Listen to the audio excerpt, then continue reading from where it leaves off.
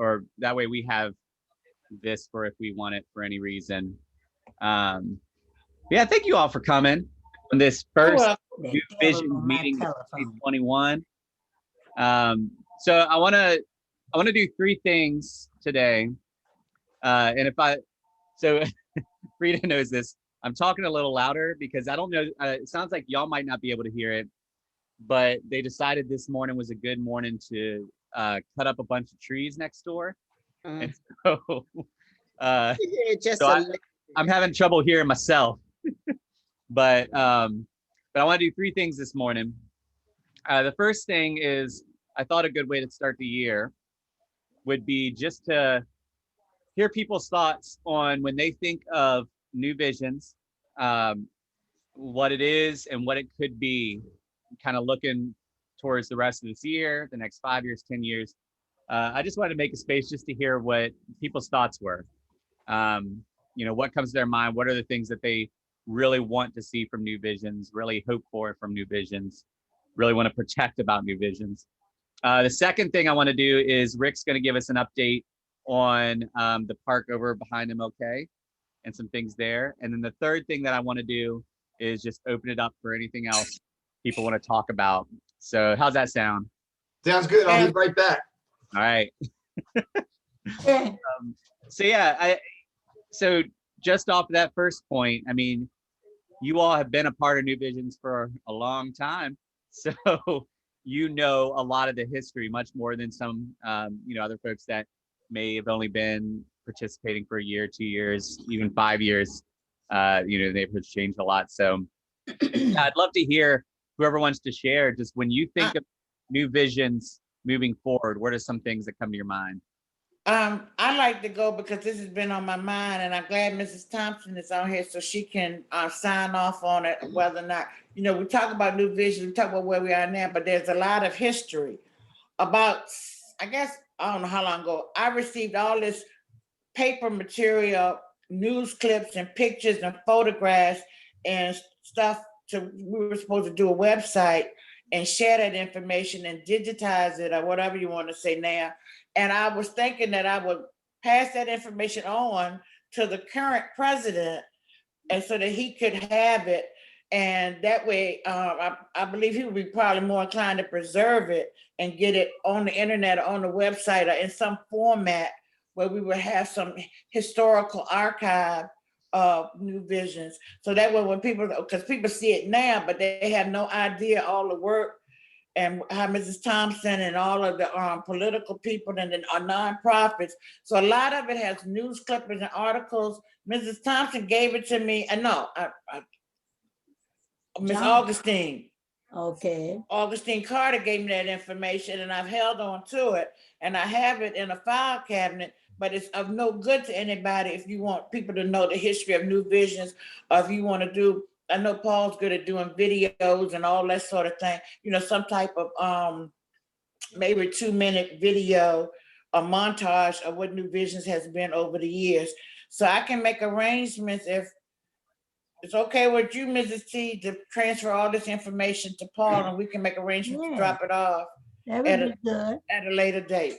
Yeah, that's my thought. And if we can get it in some type of format that we can start sharing it out on, whatever way you can share it on social media, that would be good. Because I have people that's coming in the store all the time asking me about New Vision, and I tell them Paul is the new president and so forth.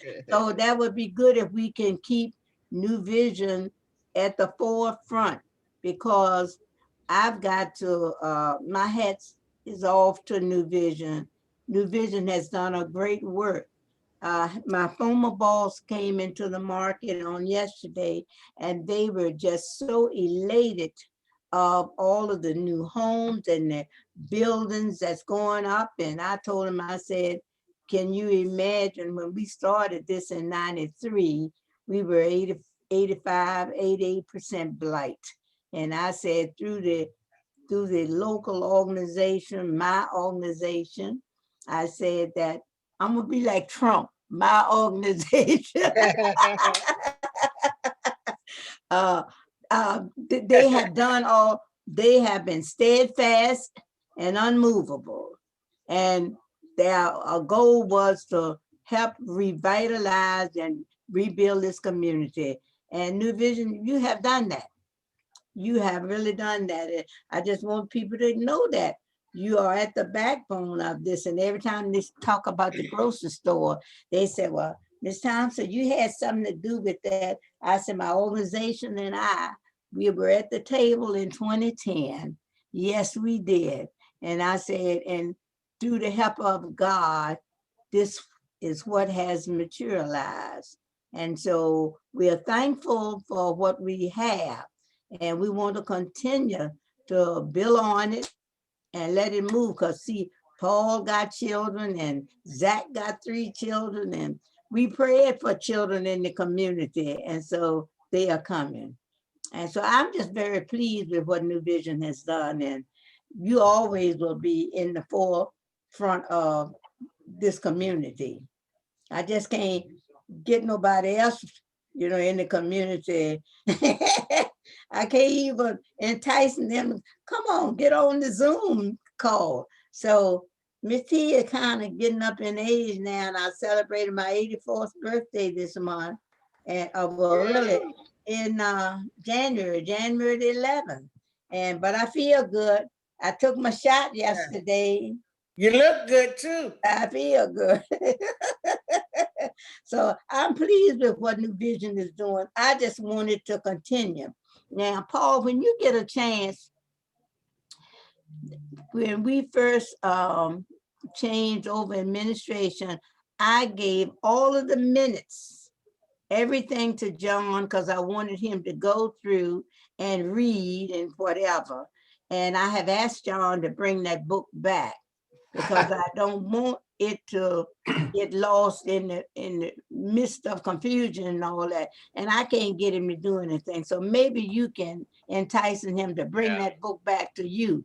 You need to have it in your hand, because all of our minutes and everything up to, let me see, I can't remember where we stopped, but I trust that our most competent secretary is keeping abreast of the latest minutes within the last 5 or 6 years. Yeah. Yeah, because we had everything. Miss Carter worked hard on, pulling that book together, and I helped her. And so you just need to contact John and tell John bring that book to you. Okay. Yeah, I can do that. I mean, ultimately, you're talking about everything that was New Vision needs to get into Paul's house. Yes, it does.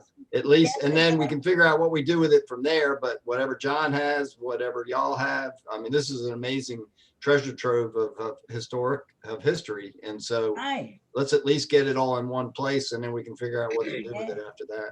And on that note, there are companies that can take that information and do it for you, so it doesn't have to be, all manual. I mean, we were holding on to that money I think it would be money well spent to look at seeing if we could get it, in a electronic format and how much it would cost. Yeah. Because, and then, because once it's gone, it's gone. So Paul, I will be in touch with you this week and make arrangements to, I think it's probably no more than a banker's box full of, papers and stuff, but I'll fill it up and we'll make arrangements for me to drop it off on your front porch or whatever. And so it'll be there, because it just has been on me. I don't know why, but it's like, it needs to be, whatever the word is, Rick said, preserved. Yeah. And made, you can do all kinds of YouTube videos, because people are more on social media than ever, and that's what they use to communicate a lot of people and get the information out. It's so much easier to send somebody a link to a YouTube video. This is who we are. This is what we're about, than to try to stand up there and explain to them. And because that's how people's attention spans are. Yeah. Yeah. No, I'm in agreement with all this. I think the history of New Visions is one of the things that makes New Vision so special. We, especially like now with, sorry, I just heard one of my kids scream. I was like, who's screaming? Guys cutting the thing. That threw my mind off. So what I would love to do is a few things. One, I agree, having a way to digitize that and then put that, like, I would love to have that on a website. Like we had newvisions.com or .org, whatever, and there's a separate tab for the history. I would love when somebody clicks on that, we have a couple videos, maybe one of them is like, hey, it's a 5-minute video of the history or, whatever, but have a few of those, but then also have you can actually look through some of the articles and I imagine that shouldn't be too complicated a thing to do. I think the one holdup is so there has been progress that started on a website a couple years ago, and then some things paused it, and then Sean was starting to get that going again, but I think the pandemic kind of put some things on pause again. So I've been reaching out to him because one thing I want to get from him is to see if, at the very least, instead of waiting for a final beautiful website to be done, I would like to at least get a landing page out there that then we can give out the website. And when you go to the landing page, if all it is here's what New Visions is, here's when we meet, here's the Zoom information, like boom. That way, at any point, anybody can go on there. Because this is one of the hard things too about social media is, I think, you're right that a lot of people are using it, but there's so much different social media. There's some people that are on Facebook and not anything else. Some people are on Twitter, don't even touch Facebook. Some people were on Facebook and then they left it for Parler. And then, you got all this different mix. And then you have folks like Instagram. And then this is today. Who knows what next month will be, right? And then on top of that, then you have, like Miss T was sharing earlier, Miss Braxton's not on social media. And so she needs to have a way to be able to access stuff. And so that's what I want to have, like one space that's accessible for anyone, whether they have accounts on anything or not. And then we can use that content to build out other spaces. And honestly, the best case scenario is, I thought of this, Frida, when you were talking about how there are companies that can digitize all that stuff. And that's true. But if we were looking at that and we're like, oh, that's just too expensive.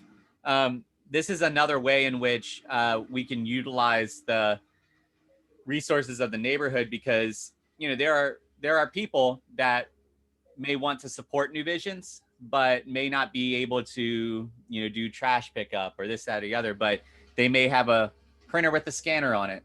And like, that could be their special project that they work on digitizing, those things. And so I think of the same thing, I like Instagram. I have an Instagram account for the podcast I do, but that's the only reason. I don't really like spending time on it. I don't like having to put the work into it. And so when I think of, man, if New Visions had one, I'd rather find some young neighbor who loves Instagram and say, all right, this is going to be your special project. I'm going to pull like a Miss T. Miss T would always be like, all right, this is your special committee. Like this, like that's, I want to channel my inner Miss T. I didn't mind dedicating. So, but I do, the history needs to be retained and it needs to be accessible, because it's not just about telling people what we've done and like, tooting our own horn. It's about showing people what's capable when neighbors work together and when neighbors are, passionate about something. My cat wanted to join in the meeting. So yeah, thank you for putting that out there. And yeah, let's work it out where you can drop off the stuff. I'll reach out to John and I'll keep reaching out to Sean to see if we can get some progress on the website. Is there a domain name that we have? My understanding is that there is, that we own a domain name, and that I think NewVisionCivicLeague.org or whatever. I don't know. And that's one of the questions I've been asking. I was like, well, it's not that hard. I know. Like making a landing page would be really easy. We have to, you can do that tomorrow. Yeah. This is 2021. I am very unschooled in computers, but we could do this so easily. And as you mentioned, within the folks within New Vision's footprint, those should be the people that we do it with. Don't, let's not pay anybody. One, again, there's a lot of scanners out there. Yeah. Two, if people are given stuff to scan, they have to look at it to scan it, and then they learn about all the wonderful history, which is a personal way of being able to do it. And again, to get a landing page and just some basics up there would be really easy. And then it does have a place where you can start to send people, and then populating it with information as we do it when we can. But that's too easy, and it's long overdue. Yep. And one of my dreams for the past year has been, like, as soon as we have a website landing page, I want to make door hangers that are very simple.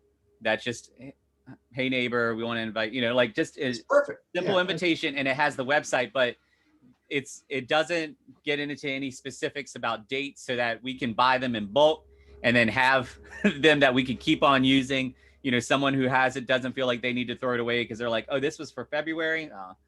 But I don't want to put the money into that until I know the domain name and I know we can, get people there. So yeah, that's I'm waiting for some information, but. Or maybe not spending any money and asking the young folk that live in the New Visions area to make them.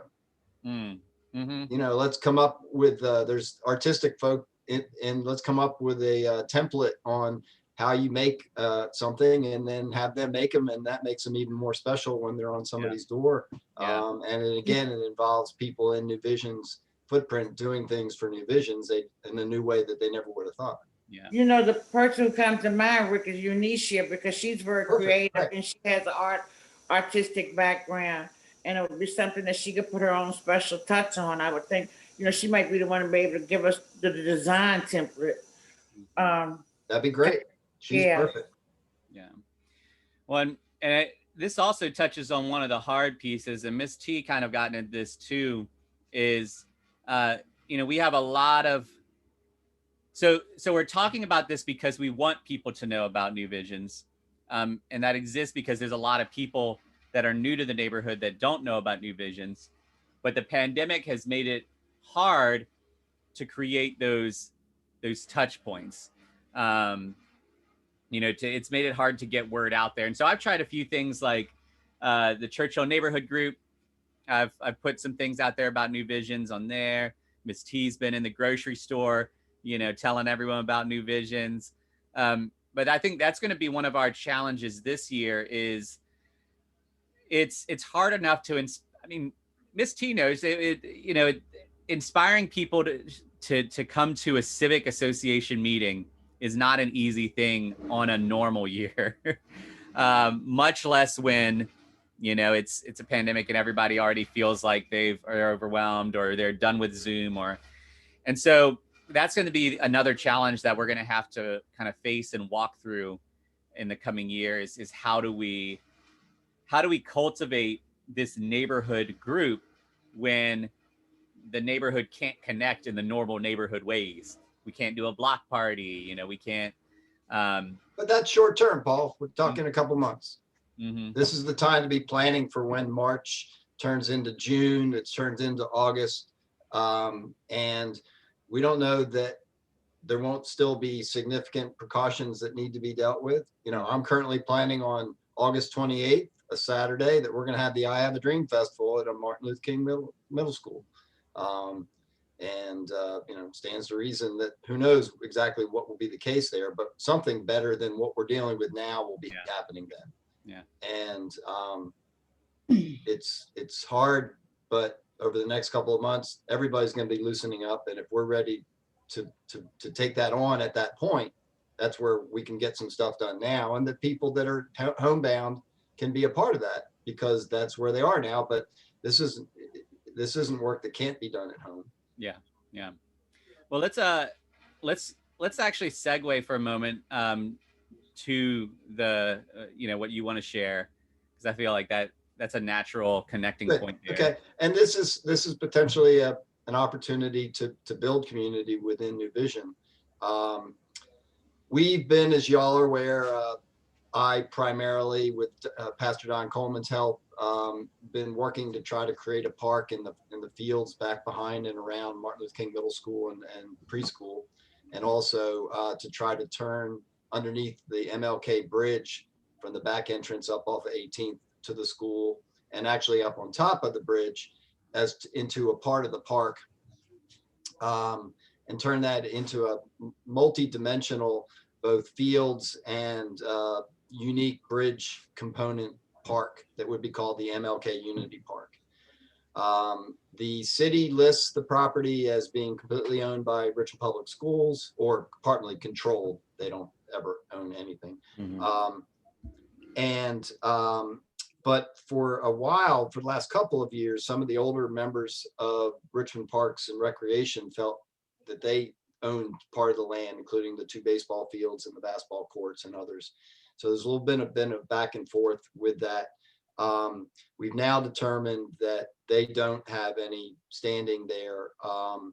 But because the property isn't used by Richmond Public Schools and not by Martin Luther King at all, we've now been pushing and have had support from Ms. Robertson, particularly on the council side, and then with Ms. Burke in the school board. And now I've also spoken with Ms. Harris, Dr. Harris Muhammad, who's the new 6th district school board member.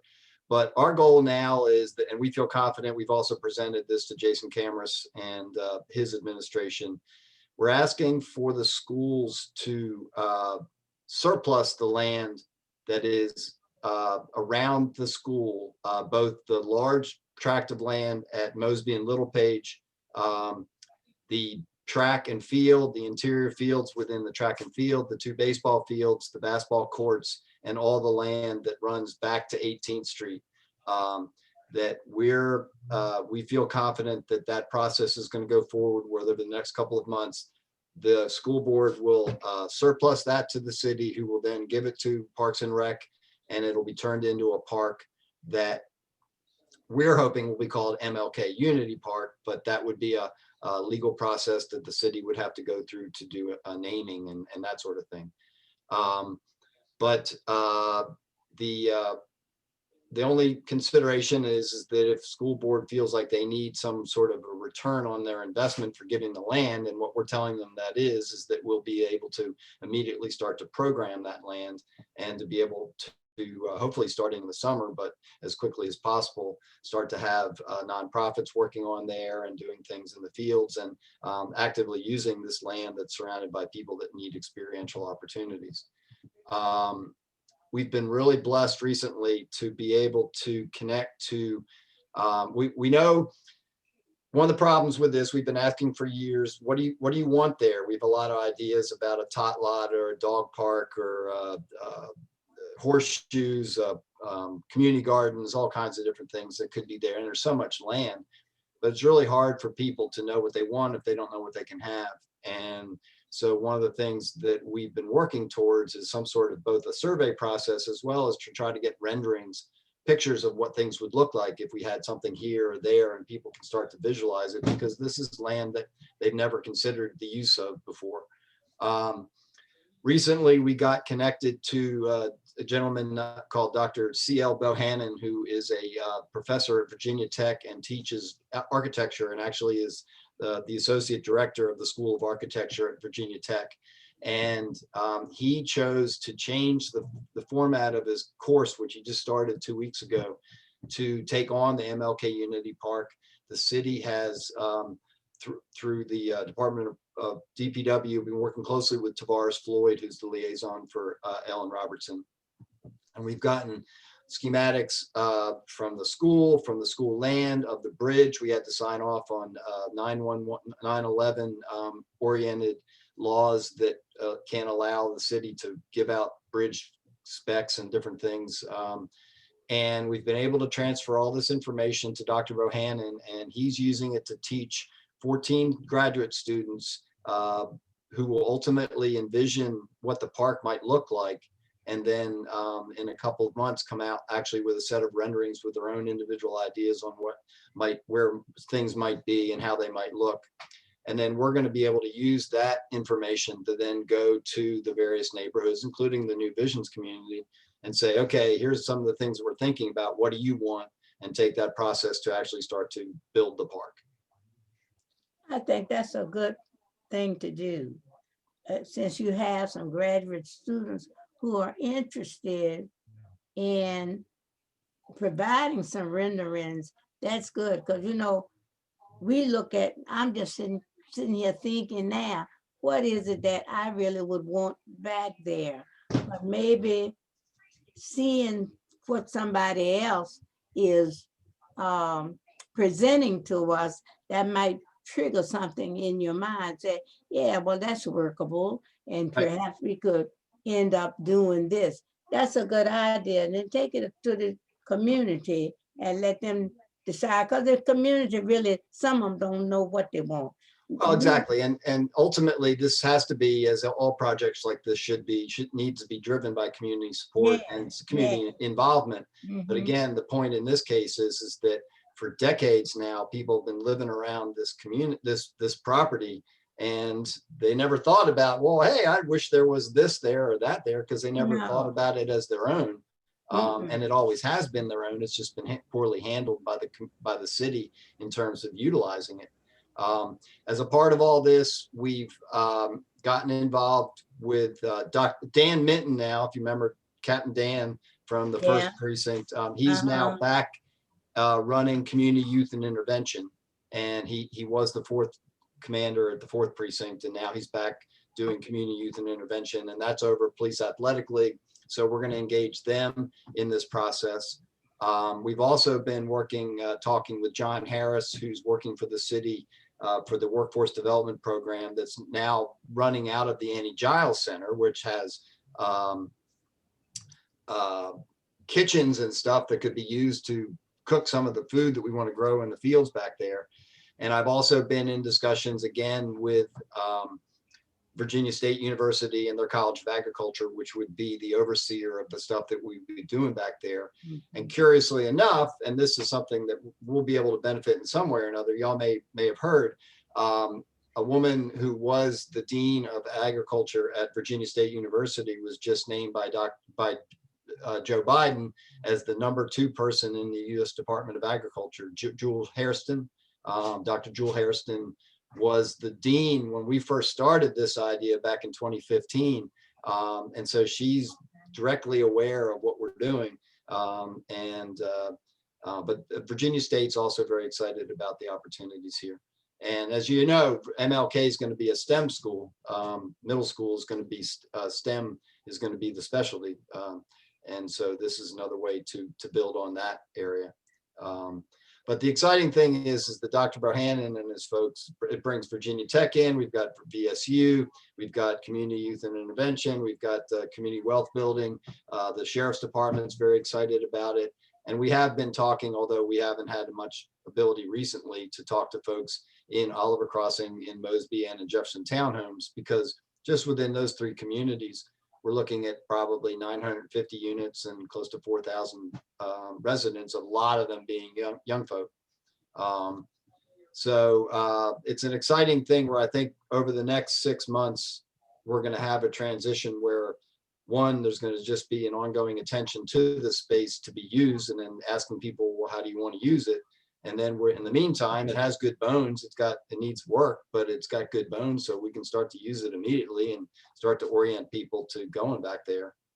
And our plan will be on August 28th, which is the anniversary date of the I Have a Dream Festival, of the I Have a Dream speech, that we will have an event in and around the fields and underneath the bridge that will hopefully be celebrating and presenting all these ideas for people to be considering.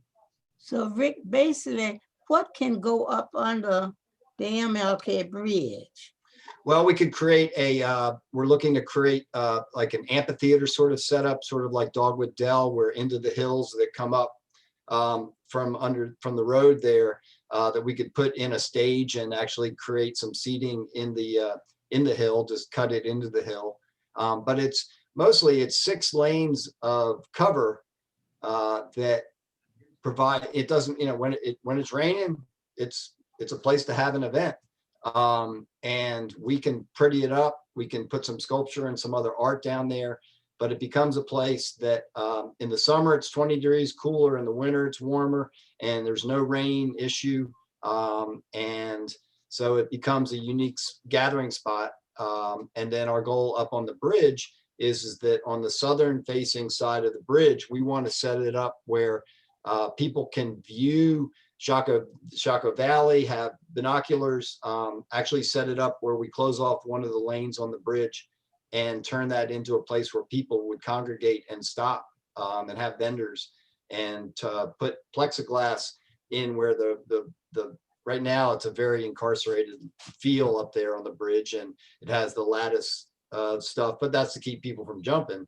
You could put something in there that does the same thing, that people can view. The city's about to spend $25 to $50 million on Chaco Valley and down in Chaco Bottom, and we could end up having a perfect perch spot from up top there. And so that's one of the exciting things that the folks at Virginia Tech want to do, is that we want to turn that bridge. That's the Martin Luther King Memorial Bridge. People think it's the Lee Street Viaduct. On Google, it says it's the Lee Street Viaduct. It's not. It's the Martin Luther King Jr. Memorial Bridge. And other than a little stone on either side, there's no representation of that. There is the mural at the far end that Hamilton and those folks did a couple of years ago, and that's great. But that whole expanse should have color and banners and images and words and be inspirational. And it does have a bike lane on either side. So one of the things they were talking about, Dr. Bahana was talking about putting greenery up there on the bridge. And again, mostly maybe on the southern side. There used to be 3 lanes. Now there's 2 traffic lanes and a bike lane, but you really only need 1 lane up there for the amount of traffic that the bridge ever gets. And so we're thinking that we might be able to work it where people would ride their bikes, stop, park, sit down, have a beverage, look at the view, go ride off somewhere else, but turn it kind of into a park by itself that would be celebrating Dr. King. One thing I appreciate about what you shared is the way you're going about trying to get input, and specifically who you're trying to get input from. So I want to bring up image of the area. So this is what we're talking about here. We got MLK. And so normally a way that feedback would be, pursued would be through social media and things like that. And really you're going to get the voices of those who are already in those specific venues, right? Right. Or the people that feel like this kind of stuff is built for them. And what I appreciate that you're doing, whoops, that's not what I wanted to do,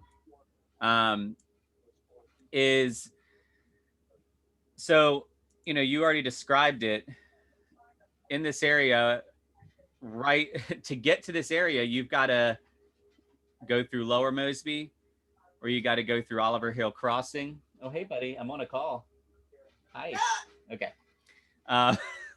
They can see you, buddy, and you're not wearing any clothes. And so I'll just be really candid. Please.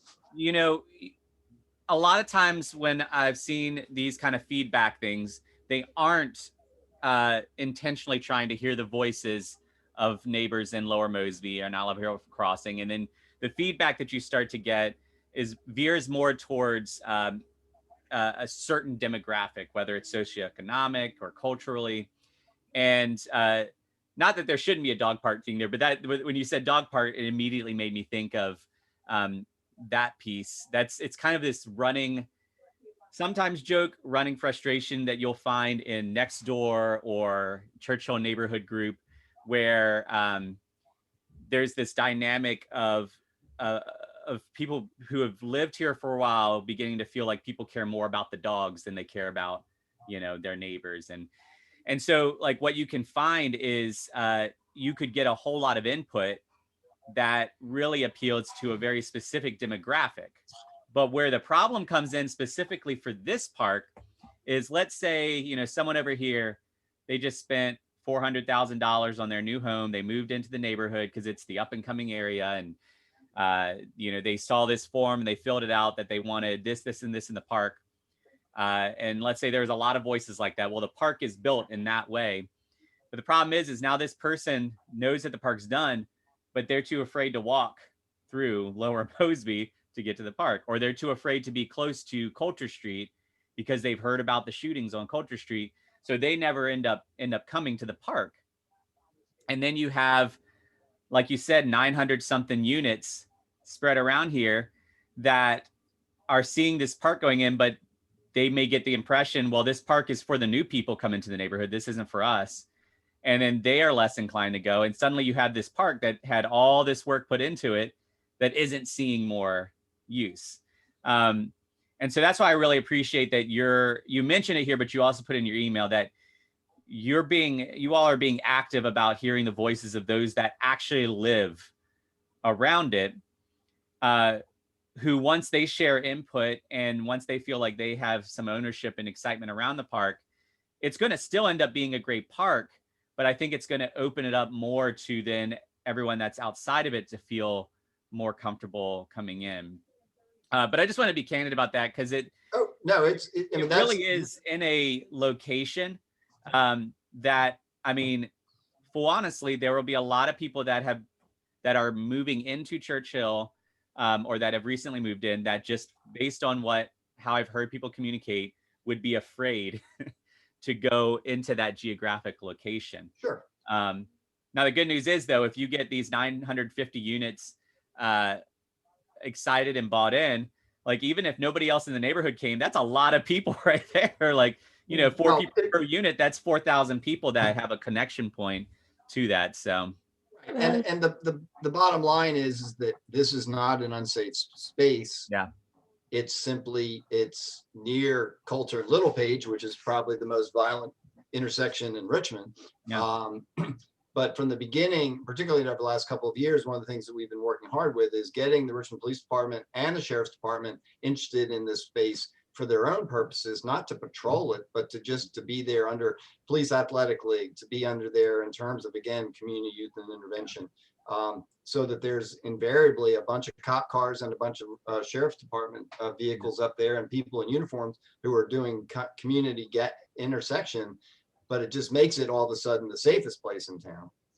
One of our favorite routes right now, actually our son picked it because he wanted to ride his bike down the big hill, like Littlepage goes uphill and right. all that. And so one of our favorite routes to walk now is we'll go up Littlepage, then go down Coulter, and then enter the field from that back entrance off of Coulter Street, and then just hang out at the track for a little bit, let the kids ride around. And so I agree with you. It's, statistically, there have been more, shootings and things like that in the geographic area just above where Coulter, Littlepage, Oliver Hill Crossing all meet. But, the location itself, as you've been saying for years, is a fantastic, wide open spot that can end up actually, and it's interesting that a bridge is a part of this,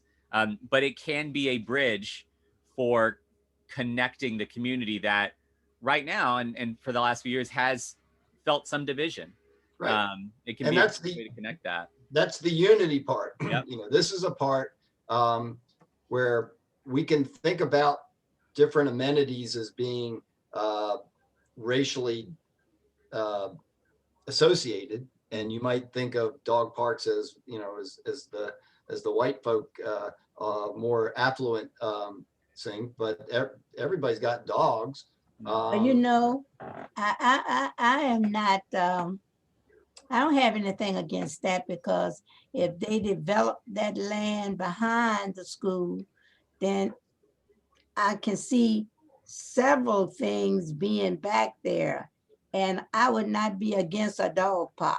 Mm-hmm. Right. Again, the beauty of this, when they come to the various events and all, just like you talking about the scenario of what they could develop under the bridge, when I come out there, I don't want dogs sniffing all around my feet. Put the dogs in the dog park.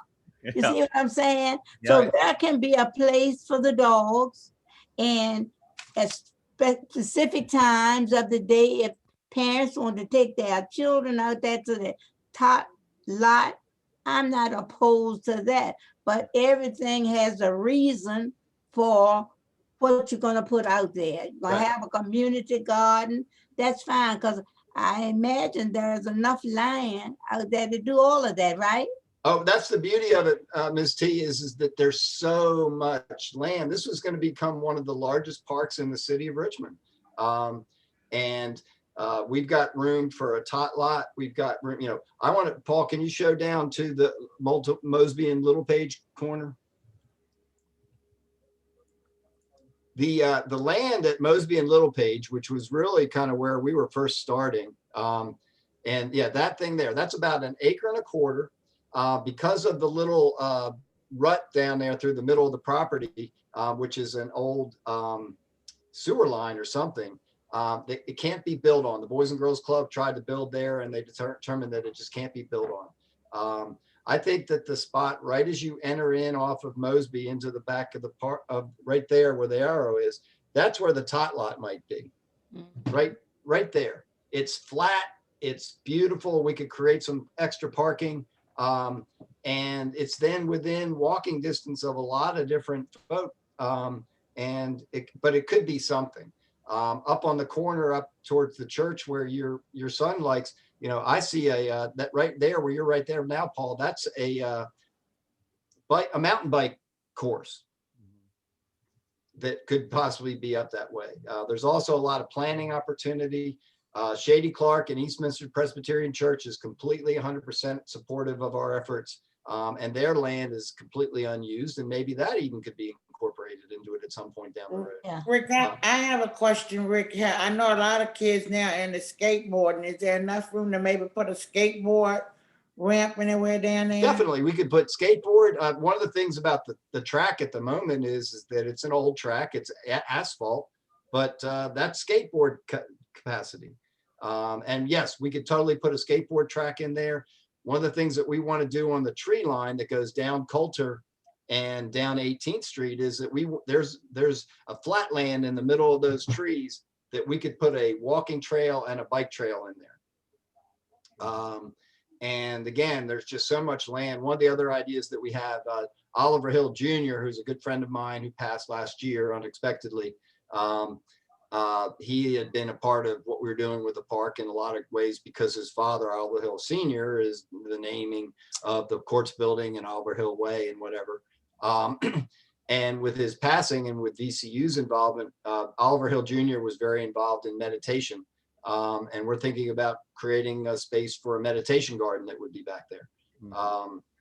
And so the thing that, and the baseball fields, they might end up being kickball fields. There's some room for some sand volleyball courts. There's some room for horseshoes.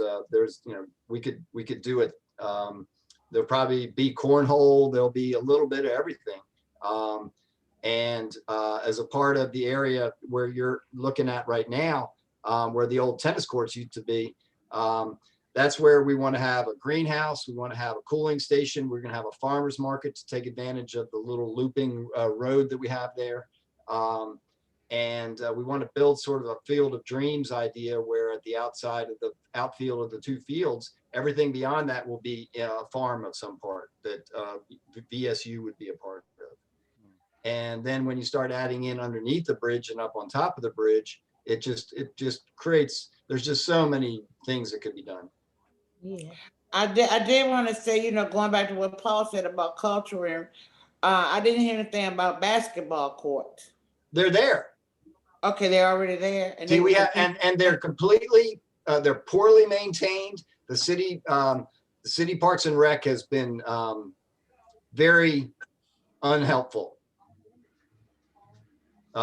This is not, you know, I feel that this is a criminal situation where at a time when experiential opportunities and after school time is so important to the city, and we have this amazing tract of land and surrounded by 4,000 people, who could walk to it easily, that there isn't something happening down there. I think that's just, it blows my mind. But that being said, there's now the opportunity to do these things. And we have 2 basketball. The other thing with this is they have lights.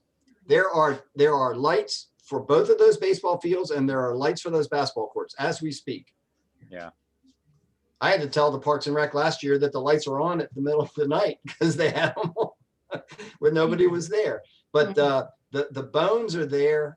We can pull water and power from a little utility hut that's down there that we would actually look to replace.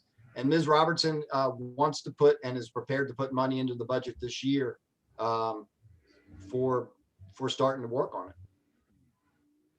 So it's the opportunity is there, and then the big thing and the hard part is gaining, particularly now, gaining the input of the community. And so the beauty of where we are timing wise is that over the next couple of months, Dr. Bohannon's group will be creating these things, and we'll be gaining information from folks along the way.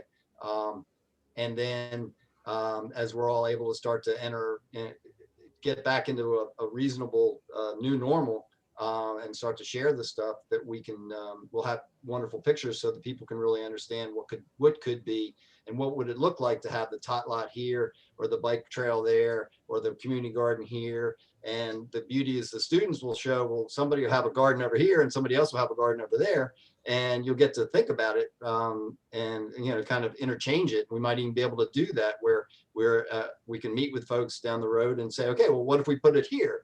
And people can look at it. And in today's world, it's a lot easier to do that. And with what they're doing, they've got all the technology at Virginia Tech, and the city of Richmond has bent over backwards, which has been really important.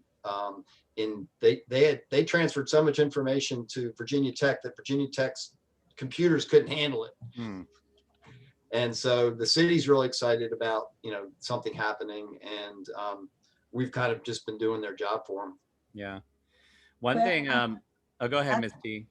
I think that Rick, then if you can go ahead and follow through with that graduate group that you were talking about and get something down, and it brings to mind too that I know that there are some new apartments down there on 17th Street. Yes, ma'am. I've already been talking with them. I got to go down there and ride and see. But see, that's a whole new division of people coming in, and we just have to, New Vision is such a small community now, and we just gonna have to spread out and invite people to come in and let's sit down and talk. These are the folk now, take me, I'm passing over. But, well, and so people need to come in now and sort of start planning for the community, and what is it that you desire and you would like to see in the community. Build on the foundation that's already here. We've got to do that. We got to have this conversation with people, so that they can come in and be a part. I agree, and I know I've just spent a lot of time talking. I'm gonna, if it's all right, just spend 2 more minutes to go back to what Paul wanted to talk about in terms of the future. Let me ask you one other question. What is the demographics of the folk that are moving in to those apartments down on 17th Street? Those are more affluent than the surrounding community, probably VCU, MCV VCU students. So I think the apartments are 1,000 to 1,500 a month. But they mainly employees or students. I think, yeah, probably both of those. Yes, definitely geared towards that. And then there's also the folks at Genesis Properties, which owns Jefferson Townhomes and also owns the Shaka Valley View apartments up across from Don off of Mosby. They own the land at Venable and 18th Street.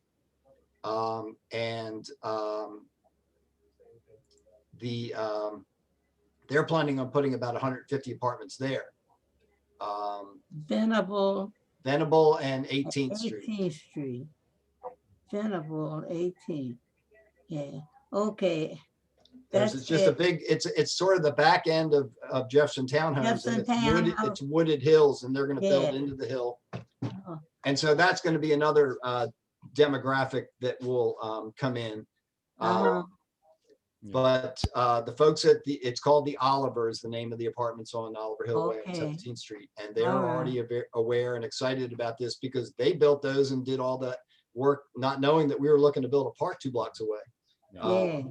So they're really excited. All right. Rick, before you share your last thought, so I don't forget it, one thought I was wanted to say as far as getting input.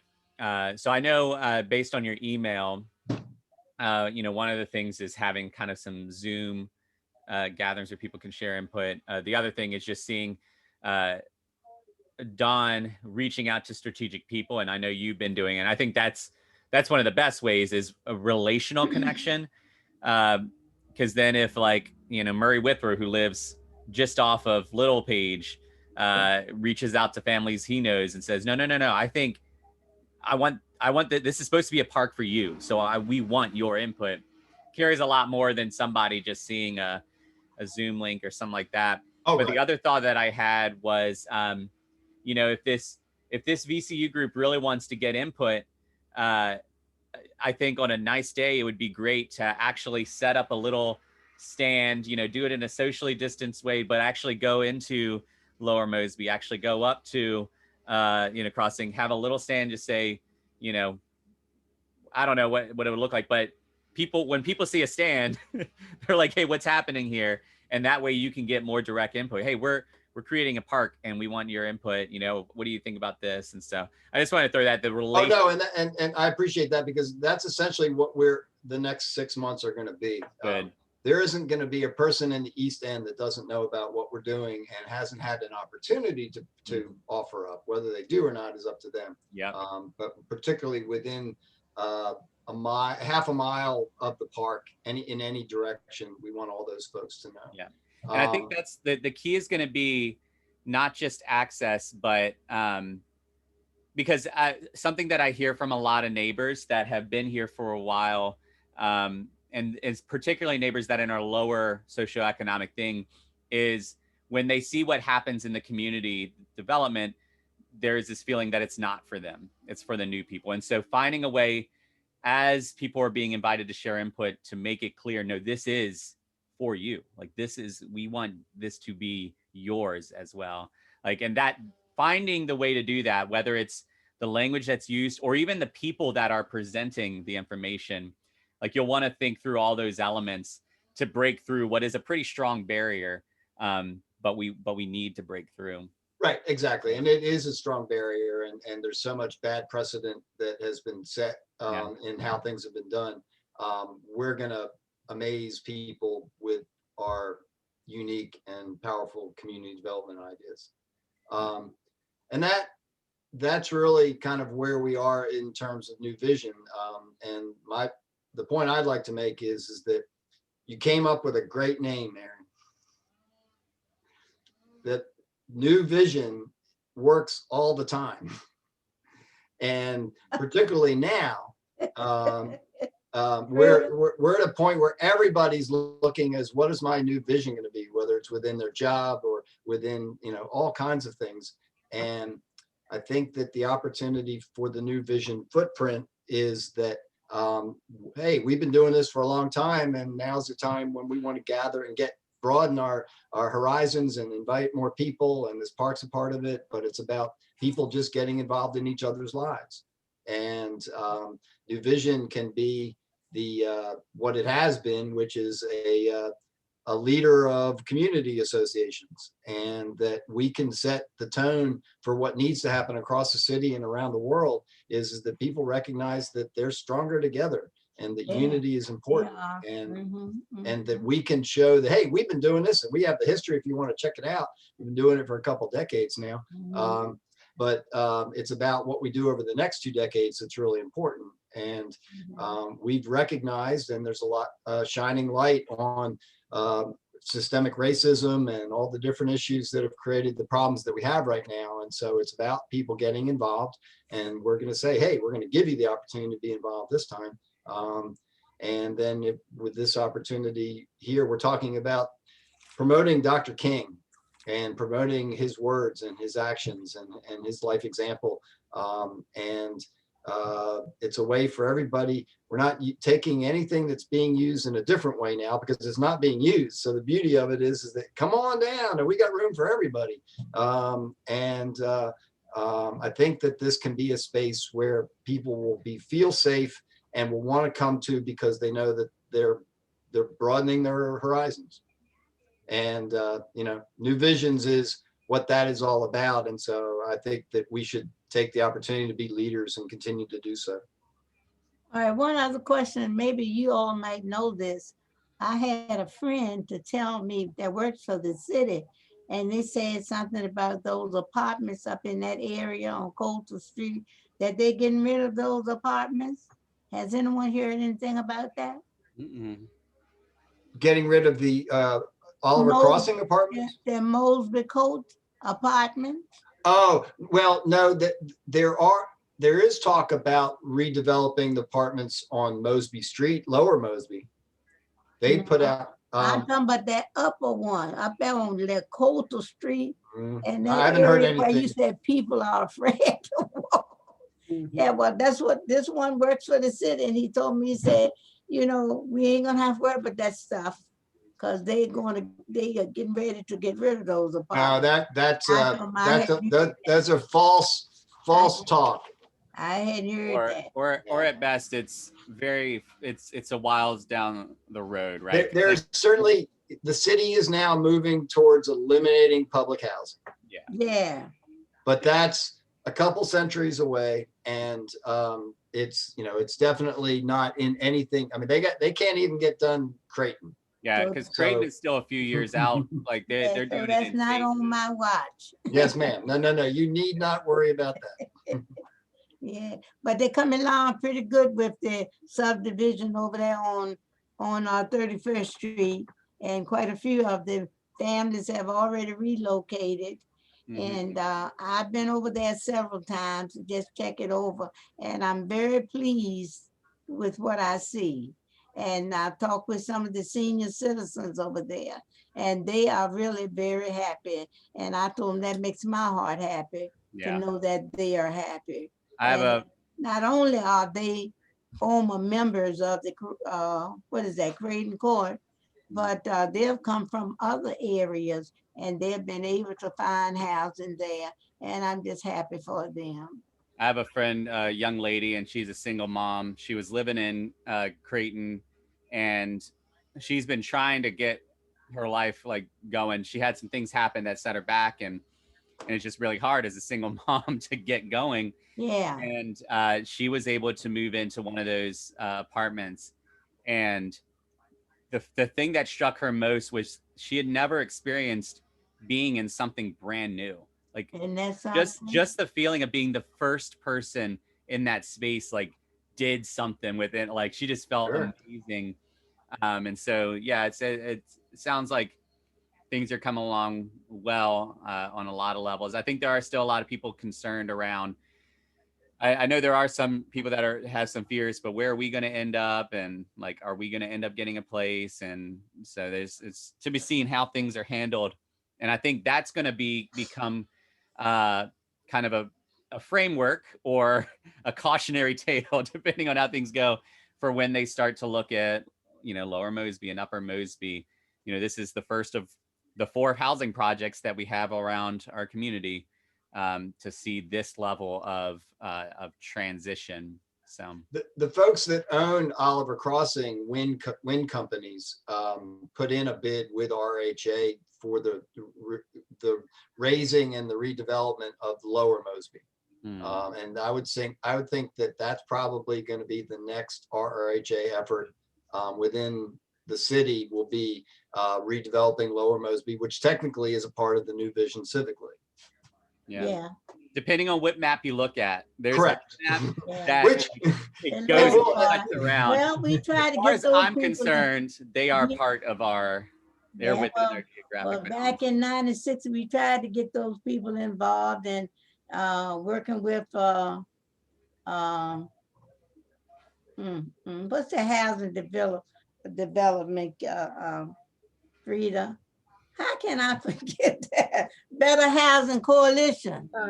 Well, we had gone in there and we had worked the plan and we was getting ready to work the plan. And to get that, try to get the Hope 6 grant for them people. And they had drawn up all kinds of plans that they were going to, they talked with the people. Many of them, we said, you've been renting all your life. Wouldn't you like to be a homeowner? We tried to entice them with that. We had talked about facing 21st Street up here. They were where they would have a section of homes for homeowners. And them people, they got with some of the people from Blackwell area and got themselves a lawyer. It was one lady that was enticing them to do this. And of course, we ended up not getting the Hope 6 grant. And I was so disappointed.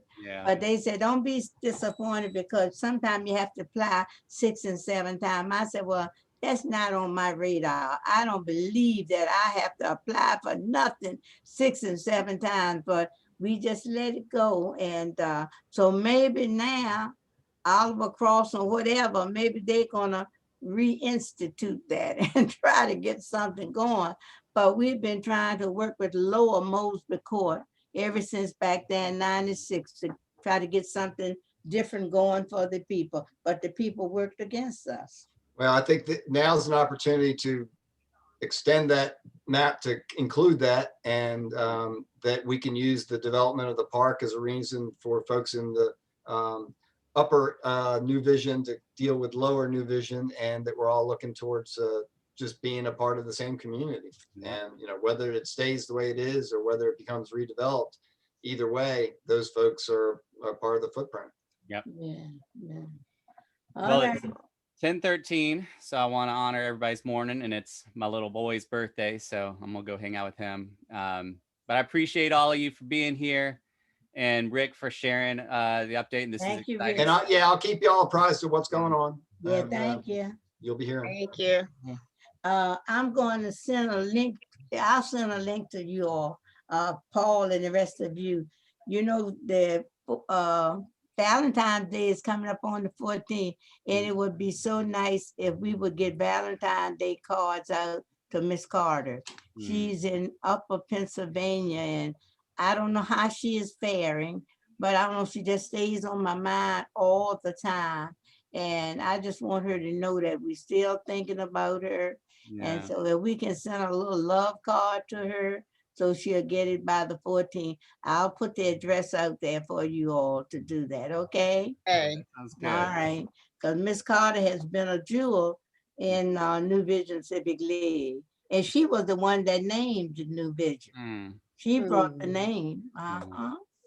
Yeah. Well, it's timeless. It's a great name. Yeah. All right. Well, y'all have a right. great rest of the day, rest of the morning, rest of the weekend, and yeah, we'll continue to keep it in touch. Nice to see y'all. Have a good I'm day. so Bye. happy to see all of you. Yeah, Bye. been a great morning. yep, All Definitely. right, All right, take care now, everybody. Be Bye. safe. too.